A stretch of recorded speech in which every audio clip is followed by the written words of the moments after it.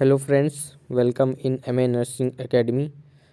Today आज जो paper लेके आया हूँ वो बीएससी नर्सिंग सेकेंड ईयर का फार्माकोलॉजी, पैथोलॉजी एंड जेनेटिक्स का जो पेपर है वो 2019 का जो पेपर है आज लेके आया हूँ आपके लिए। और इसका पहला सेशन जो दिया है, सेक्शन ए है, वो फार्माकोलॉजी का है।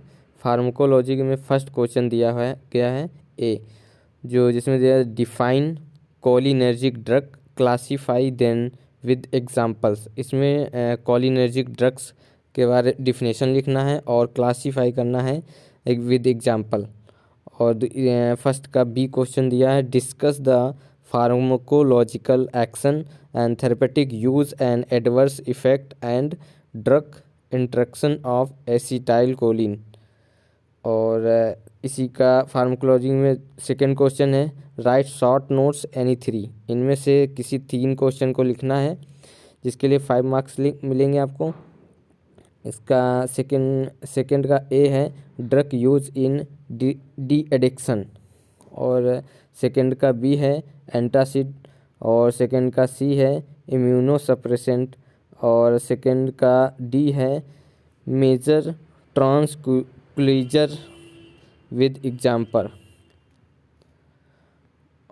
इसी का आपका जो तीसरा क्वेश्चन है वो इसमें दिया हुआ है। तीसरा क्वेश्चन आपका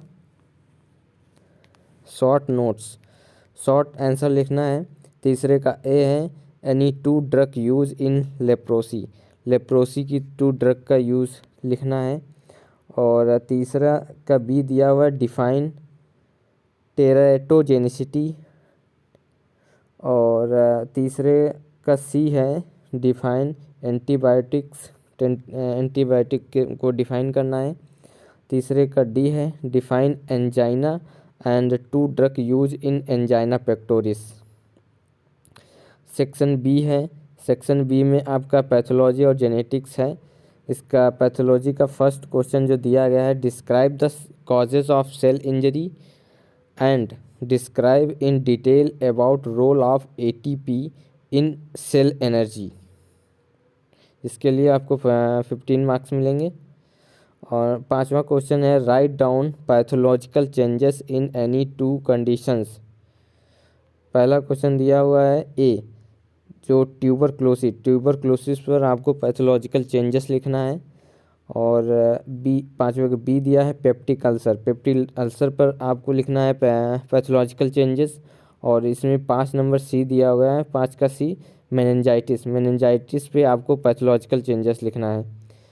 और इसमें जेनेटिक्स का 6 क्वेश्चन दिया है जिसका ए खंड है वो जिसमें लिखना है define congenital abnormalities and screening of congenital abnormalities, जिसके लिए आपको 6 मार्क्स मिलेंगे।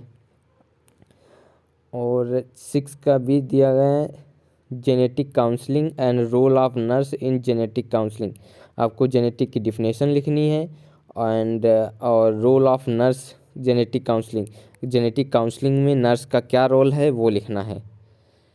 तो ये फ्रेंड्स था आपके लिए पेपर, और अभी हम एमएसएन का भी पेपर अपलोड करने वाले हैं, तो आप लोग इसको देख लीजिए, आपको पेपर में बहुत हेल्प करेगा।